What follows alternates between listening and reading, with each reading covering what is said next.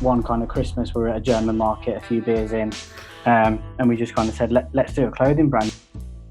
Well, I think brand is everything really. So when that parcel comes through that door, they're excited, they want to be engaged, they don't want it in a brown plastic bag or whatever it might be. You're listening to the RETAIN.ME podcast, bringing you the latest and greatest from the e-commerce marketing world. This episode, we're joined by P&Co co-founder Adison Clark. Despite only being founded in 2013, P&Co have grown to be the market leader in the motorcycle lifestyle sector, with a 7-figure turnover and over 300,000 followers on Instagram.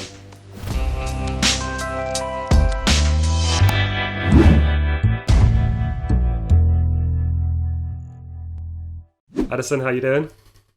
Good, thanks. Yeah. Good. You're all lockdown, isolating. Yeah, I'm good. How are you? Yeah, not bad as well. Day 30 something we're probably on now. 32. 32. Not that I'm keeping count, but yeah, 32. You're drawing lines on the wall somewhere.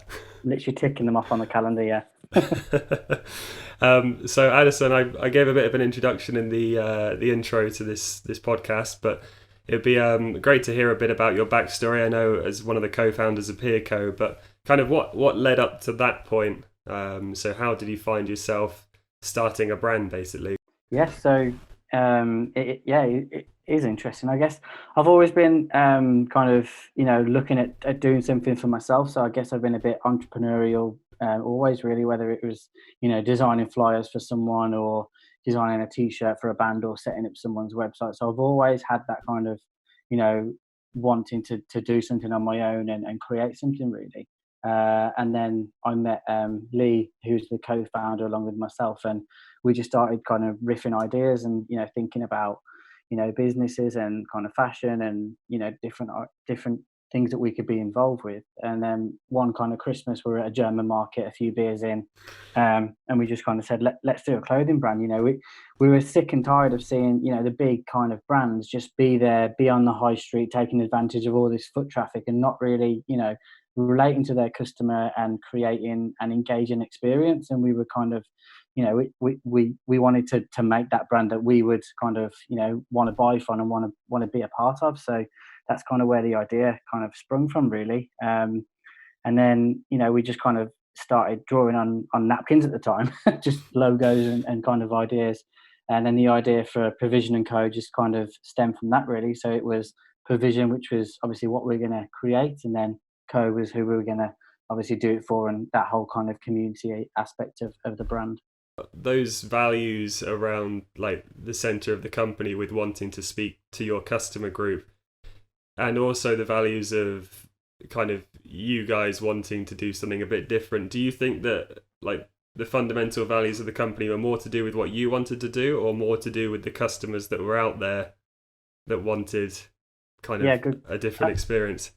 I think we were the customers at the time, so it was a bit of both, really. But I wouldn't say we based it on ultimately what we would want, but we did kind of look out and see what demographics we'd be engaging with and kind of try to best serve them. I mean, we launched on social media. We're one of the first brands to kind of really take advantage of that, due to the fact that it's social media and it's a two-way conversation. So we really took advantage of that from day one, really, and that's kind of attributed to our organic growth. So it was people seeing that we were engaging with people and having conversations and not just posting and kind of letting it kind of run on its own. So we were always be seen to be engaging and kind of interactive in that way. And that's kind of grown now, hasn't it? I know the P&Co Instagram is pretty sizable. Yeah, every time I go on now just to check what's going on, it's kind of like still kicking off. It's still growing. But I think we're 320,000 followers now, something like that on Instagram, and it's a beast. That's a real asset for the company now, isn't it? Did you find with that, because I know a lot of people talk about with kind of social channels or just any other channels, be it video content, there's kind of a bit of a critical mass that gets talked about where once you get to a certain point, things kind of self-perpetuate. Did you have that at P&Co with it growing from social media to start with? I mean, it has been quite linear. I mean, it did kind of start to step it up when we we started on kind of, actually advertising on there, because unfortunately on that platform, you do, being a brand, have to pay to play. So, we then took advantage of Facebook Ads Manager, and I spent about a year in that account, just kind of developing it and going from there. But we always wanted to make sure that the brand was represented in the right way. If we were going to do adverts, it wasn't just, here's a product, this is what it is, you can go and buy it. It was more about creating the story behind the lifestyle of our brand. So, think free, live free. That's kind of our kind of tagline, really, and tying that through to the whole journey of our ads. So that's when there was a kind of point where it did kind of start to grow quite quickly, and it has been kind of steady growth since then, really. How much of a split did you leave for kind of other marketing activities? I know you guys set up a shop at one point. There's been other collabs, there's been video content that's been on kind of YouTube and maybe through the website as well. What was the split in terms of, as an e-commerce brand, how much do you set aside for those main kind of Facebook, Instagram, and how much do you set aside for everything else? I mean, we never kind of set out just to, as you say, just to be on Facebook ads and on kind of social media. It was, I always try to take a 360 approach, because you can't just be good at one thing. You've got to think about the whole kind of user journey and the experience. So if someone finds you through word of mouth, they'll go into your website, so you've got to optimize that journey. So in terms of marketing, the split has been kind of really varied, but it's always been kind of looking at the campaign that we're going to create and the products that we're going to be selling at that time, and then really just kind of building a marketing campaign that would fit well around those products. So kind of, if it was Americana themed, we'd go and team up with a diner and do an event, or kind of really think about what we were selling and how that was going to engage. And then all of those assets that we would have created from that bit of marketing would then feed through all of our digital channels that way. So it was kind of taking, offline to online and offline to online. Yeah, I like that 360 approach is definitely, definitely the way to do it. So with your brand values, I'm assuming that there was a brand voice kind of as part of that, in terms of, like you said, the kind of live free, be free. So it maybe applies more to those kind of digital marketing channels, but within your customer base, did you find any need to talk slightly differently to people that are into, I don't know, different things? Because I know there's a few, motorcycling being the main thing, but there's a few other sports, there's a few other hobbies. I know lots of photographers love P&Co for the imagery and the designs. Did you find different kind of tones of voice for those different cohorts of customers, or do you find that once you've got your brand like voice, then that can kind of speak to all of those people without having to tailor it too much? No, I think there's different tone of voices for different marketing activities. So website would be the brand kind of tone of voice, and that would be very consistent throughout. So it'd be the honesty, making sure that we know what we're selling, and that's a very clear picture and people can kind of relate to that, and it's easy to understand.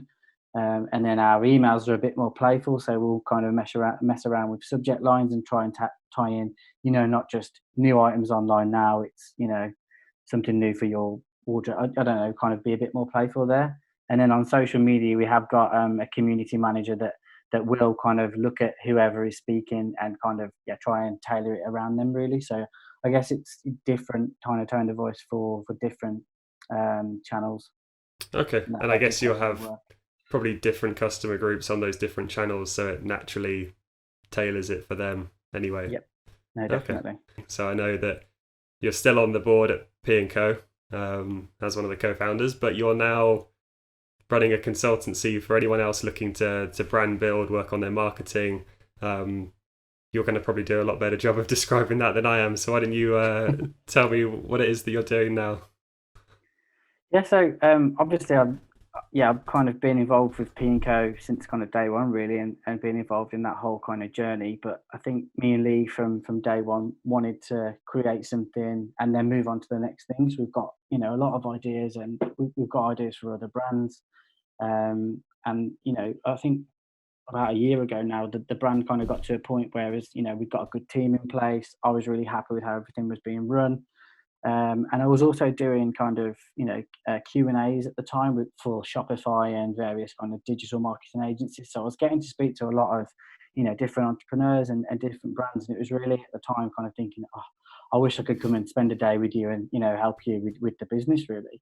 So it was just kind of a natural progression really. So I kind of, spoke to the team and just said, I'm thinking of doing this, and they were really supportive.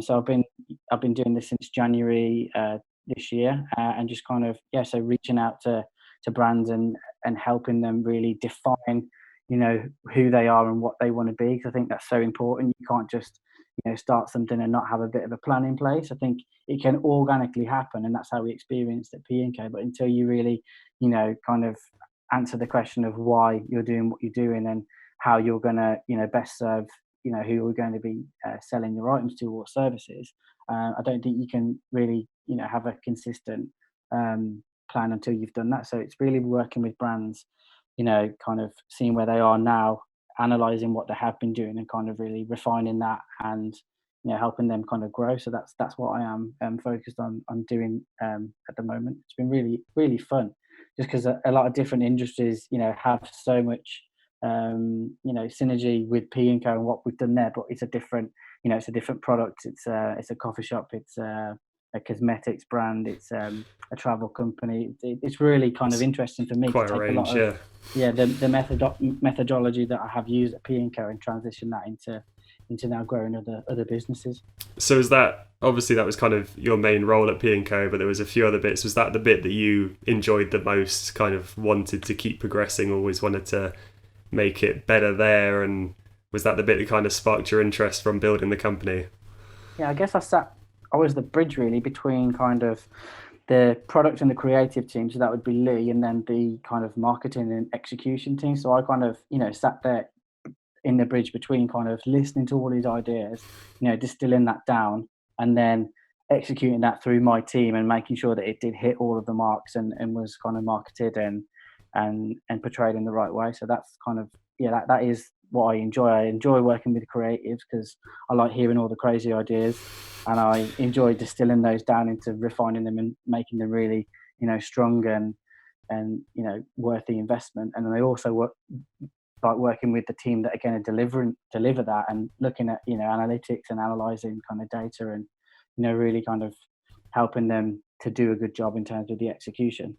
I guess that's the beauty that you've had at being at a smaller company, is you get to be a real integral part, and being a co-founder as well, of all of those steps, so you really see how everything gels together.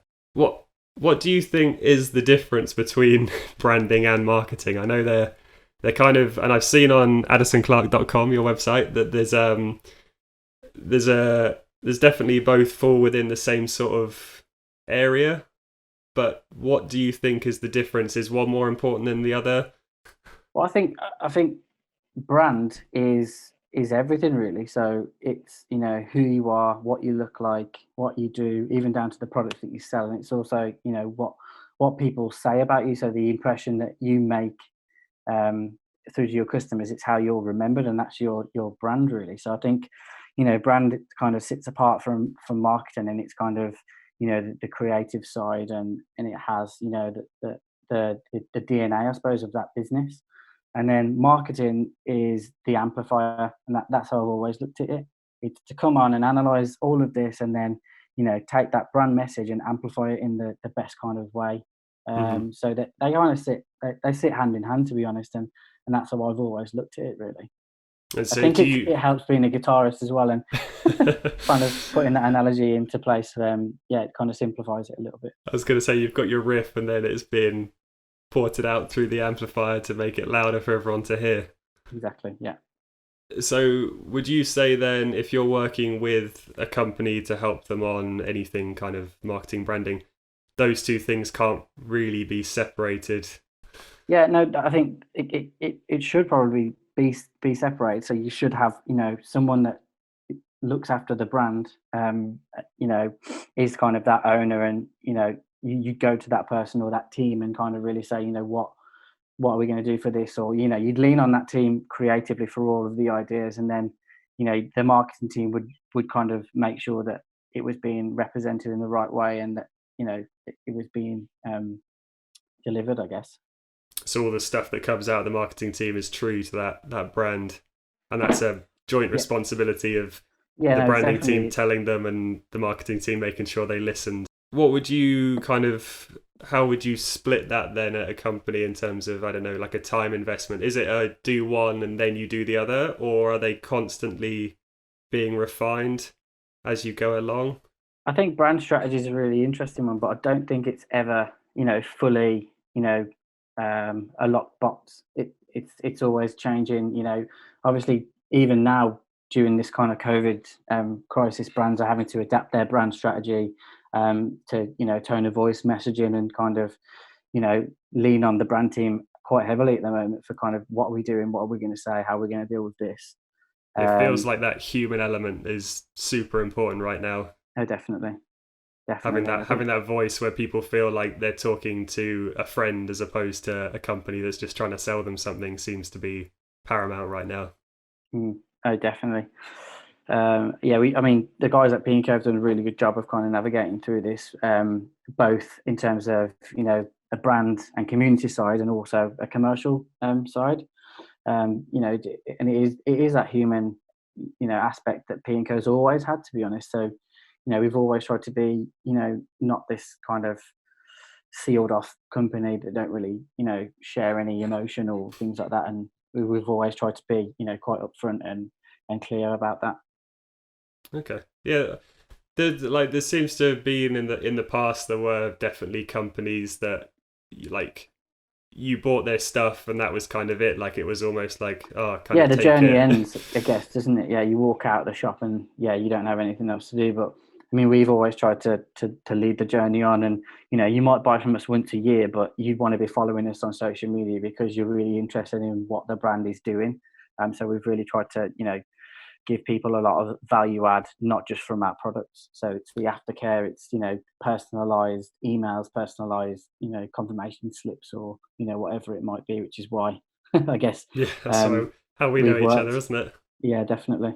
Yeah, it's And that's kind really of been one of the, it was a product that we've been looking for a while, and we always, spent a lot of time and money, and to be honest, in making that part of the journey, so the physical journey, as good as it could be, and now being able to personalize that granularly, has kind of taken that up to an elevated level, definitely. that's really cool to hear, and it's great to see you guys using the product so well. We have a whole host of clients, and we find that the more you can get down to kind of cohort level messaging, Mm, and that really engages the customer base, re-engages the customer base so much better than we've seen kind of anything else do thank you. using the tech. I think for us, it was about retaining customers. So they might buy one thing from, they might see an advert for a coffee mug or something like that, and that is the most impactful place that we can reach that customer on an emotional level. So when that parcel comes through that door, they're excited, they want to be engaged, they don't want it in a brown plastic bag or whatever it might be.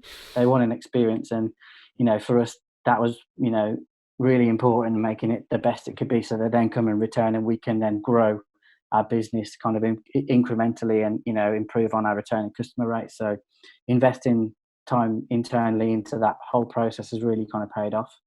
So with the branding consultancy, what would you say? So if you were consulting for a company and they had a weak brand, no brand, what were the key steps that you'd say to do to start that brand building process? How would you kick off the conversation? Would you take what's there already? Would you start from scratch? Which people in the company would you get involved? How does it look?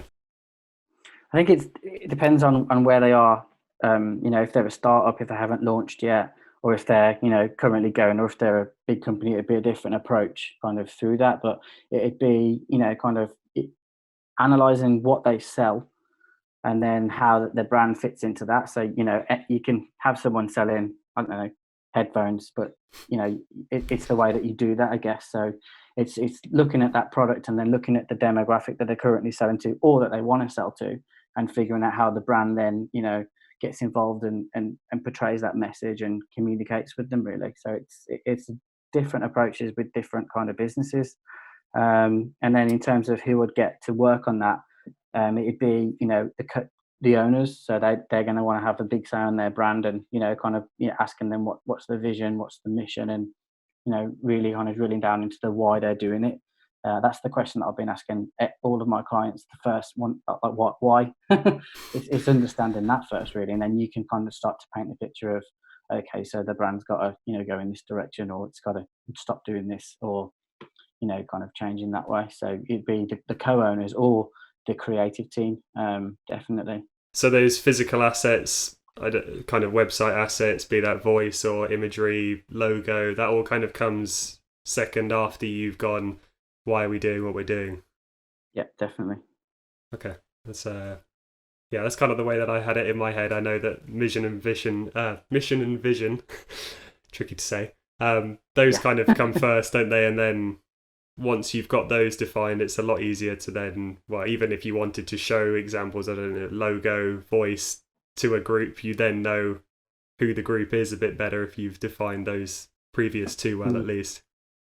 Definitely. And then once you've got that brand in your head clear, what would be your steps to starting to work towards? Because the thing any brand wants, isn't it, that when you think of a pair of headphones, you think of, if we're going down the headphone analogy, you think of, I don't know, Bose or Beats. Like you want quality, yeah. You want to be front of mind when it's like talked about, isn't it? Like you think of ketchup, you think of Heinz, like those sort of things. So what sort of steps? People don't buy products, do they? They buy the brand, and that's exactly, where people need to get to. People, if you look at Pianco, for example, people aren't buying, a t-shirt, they're buying a Pianco t-shirt, they're buying the brand. So it's really, making sure that we understand that, and it shouldn't be complicated, to be honest. It should be a natural process, and people think brand strategy is really hard, and it should be, quite technical, but it really isn't. It can be simplified quite quickly, and,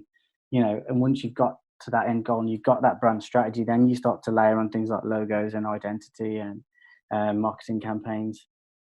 Because of COVID, we've seen the high street be shut down temporarily. I don't know, there's going to be some long-lasting implications of that, but it was kind of the way things were going anyway. With the move from lots of companies, and I guess new companies starting, people aren't going to be looking to set up a shop, they're going to be looking to set up a website shop. What would you say then are the things that brands can do if they're looking to set up on e-commerce? What sort of things do you reckon they can do to get ahead? Because it's going to be much more crowded than it ever has been to get your space within the virtual kind of shopping street.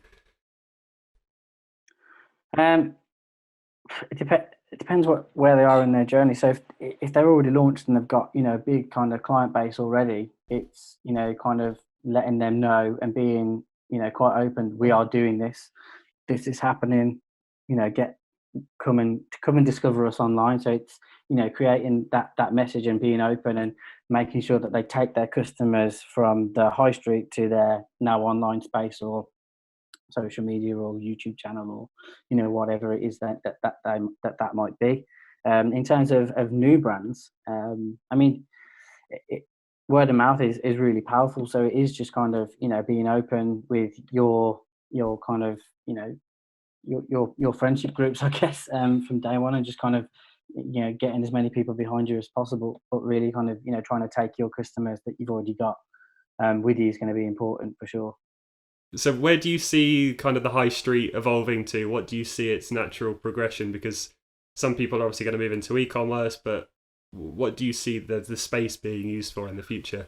I still think there is a massive opportunity and a space for brands on the high street. Definitely, I don't think you can just be, well, you can just purely be an online brand, but to really make an emotional quick connection, you have got to be, in the physical world, really, be it pop-up events or, sponsoring a festival, or, just so people can kind of see your, actively engaging in your kind of lifestyle niche. So I think shopping centres, people aren't going to be, shopping in the normal way anymore. They're not going to want to go out, drive 2 hours to go and buy a t-shirt. They'll get it online because it'll be 30 seconds and it'll be delivered tomorrow. So I think shopping centres, have really got to convert into kind of experience centers. And I think that, car brands are showing that really well at the moment. So you'll see, Volkswagen or whoever it is popping up in, the bull ring and creating an amazing experience around whatever car they're kind of trying to promote. And I think I think that brands are, was yeah, I think brands the are going to, first time I sat in a Tesla was in the Cambridge shopping centre. I know exactly. they have a pop up there at the minute. I think brands can equally do that. I mean, if it was, a skincare brand, they could pop up and do a spa or something like that just for an amount of time. But I think it could equally turn into a liable business model. And, they might not, the brands might not be making their entire kind of, income from that kind of shop, but it's definitely going to help them tell the message of online. And in those shops, they can have, interactive screens and things like that showing that they are, an online brand. But people can really go in there, test the product, feel it, engage with the shop staff, and really kind of create a whole experience around that. So I think it's going to be an interesting couple of years, and we're going to see a lot of changes on the high street, but I'm excited about it, definitely. So, what sort of things do you reckon then, if you were looking to transition from retail to e-commerce, what sort of drivers would get a customer from a physical experience to a digital experience? I know you guys had experience of running a shop, and you've done exhibitions at P&Co. What sort of things got people back to the website? Is it just that presence? Like, how do you then go about converting those footfall customers into clicks on the website? Um, I mean, when we've done, events in the past and people that have bought, we've been really clever with our email marketing. So, I know it's a horrible question at the till, would you like to get marketing? But it's kind of, would you like to be signed up for our community, or, instead of a mailing list, make it a bit more, brand related. And then making sure that when they are on that list, it's very optimized to what they've bought, or, kind of, so when they are on there, it's kind of like, oh, okay, they are online. So it's being clear that, oh, we have an online shop. So being kind of open and clear with that. And then people that don't buy, I guess it's just targeting them in the store, and maybe having media with, nice social media imagery, so people might kind of relate to, social media with seeing things in and around the store, really. I really like the idea of the mailing list, but kind of calling it something else, because you're looking to add value, aren't you, at every Yeah, no, step? So definitely. if I you mean, can even do, if it's free shipping, I mean that's always a good one. It's, you can't find it in, if when we did retail and we didn't have things in stock, but we knew that we had them available online, we'd all immediately kind of engage with that customer and just say, look, really sorry about this, but we do have it online, and it is free shipping. So, kind of placing that order with them that way, or even doing it in store and getting an iPad, or whatever it is, just to kind of try and get that sale and convert them online. what do you think is the number one kind of thing to focus on social? Is it quality of content? Is it engagement with your audience on there? Is it growing a bigger audience? Like, what would you prioritize looking at I that? think it's that, like, curated content. So it's making sure you're making content that's gonna relate with the customers, and that they're gonna want to engage with. So I think, some of my clients, really working on them to kind of, go beyond that product photography. So it's kind of like, you can have a really nice product shot of whatever it is you're selling, but I'd rather see it in situ being used and being interacted with. If Mm-hmm. it's a hair product or a mug, or whatever it is, people like to see it, how they're going to use it and interact it. So it's really, making sure you've got that strategy in place, really, rather than just, your bog standard imagery. It's really creating the whole lifestyle around that product, and engaging that way. But I don't think, necessarily people need to, be on every social media channel. I think they should just pick, the channels that they see their desired customers being active on the most. Mm-hmm. So, TikTok is kind of emerging at the moment, and there's a certain kind of age range that are on there at the moment, and certain brands are kind of worried about, getting on there. But it's kind of, do we need to be on there, and then answering why we need to be on there. Mm-hmm. So it's kind of figuring out what platform is going to serve you the most, and then budget wise, figuring out, well, we've got this much budget. this is going to create this amount of assets. What platform are we going to get the most out of those assets? So it's really kind of looking into that strategy. And it's almost a never-ending process, isn't it? Once you commit to a social media channel, you then need to keep going and keep going, because if you're engaging customers there, the way the algorithms work on those websites and the advertising, you need new content constantly being updated to generate that ongoing engagement. On just touching on content wise, it is, the amount of content that P&Co did create over the last 5 years. I think we've got terabytes worth of data. It's ridiculous, but it has paid off. And I think we ran quite a few incentives for our customers to also contribute to that content. So rather than getting these massive photographers that we do work with, it's having the amazing campaign photography, but it's also having Sarah in her lounge having a nice cup of coffee, that she's kind of taking herself, and seeing that we are not just putting out the best kind of photography, but we're also connecting with our customer base, and showing we have these customers, and this is how they're engaging. So there's a whole host of different content strategies that you can work on, really, to help with that constant need for new content. What sort of methods have you seen kind of work best for engaging with your customer base to get that user generated content? Because I know it's quite a challenge for a few companies. Like, how do you get your customers vested in what you're doing? How do you create a competition or something similar that's really gonna kind of get that going? Yeah. I think we're lucky in a sense, because a lot of our customers are, as you say, they like photography. They're engaged with their photographers on the weekend, or things like that. So we're lucky that we've got those type of customers. But in terms of getting that message out there that we want to see you experience this, it is through kind of hashtag campaigns, competitions, as you've said. I mean, we at Pianco, we ran a simple competition, win £200 voucher monthly. And we'd make sure that it'd be a random kind of person that we'd pick, and then we'd be open on who would win that. But the amount of kind of hashtags and the content that we got from that was well worth it. I think we've got around 80,000 P&Co hashtags at the moment. So it's definitely a help in the content side. Yeah, so that's a lot. What would you? So it's obviously a bit easier. It's never easy. You guys started up as a digital brand.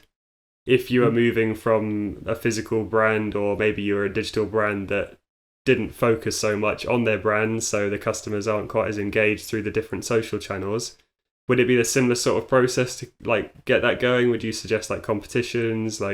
How does that work for those sort of companies? So in terms of people that are going from retail to online? Yeah, from retail to online, or maybe hadn't focused on that social aspect of their brand so much. Would you suggest those similar sort of things to get that user-generated content and engagement going? I mean, it depends on what the product is, really, and kind of figuring out if they needed that content or not. But yeah, no, definitely, if it was, if it's a consumer product, then it's kind of figuring out. You almost have to do some of the groundwork for the customer. So almost make some of the assets yourself. So, look how easy it is to take a photo of this product, or, so you have to kind of show them and take them on the journey with you. So I don't think you could just launch a campaign and say, enter to win this, post your photo, because people will kind of be like, what have I got to do? So you've got to kind of, go on the journey with them, and, realize that it's a long-term game rather than just a short-term fix. Mm-hmm. You're trying to get customers, like lifetime customers, aren't you? Loyal customers, not just here's 30% off, buy once, and then I'd say those are traditionally lower Black value Friday customers. Yeah. Yeah, no, definitely. Okay, so I think that's about all we've got time for today. Okay, it's been good. Yeah, it's been interesting. Great having you on. Some really Thank good you. advice there around brand building, marketing, and how that relates to some, hopefully, people listening and their companies. Your social channels is @_Adison Clark on Instagram, and then AdisonClark.com, I think. So I'll leave those in the description of whether this ends up on Spotify or YouTube, wherever you're watching from. But yeah, that's great. Thank you very much And thanks for having me, and being thanks on for everyone that's listened. And yeah, really good to be on. the very first episode of whatever this is going to be called. Got to decide on that. Good luck. Thanks for joining us this week on the RETAIN.ME podcast. Make sure to check out Adison's website at adisonclark.com, and I'll leave the link down in the description. You can find us at www.retain.me. And if you enjoyed the show, make sure to subscribe and tell a friend.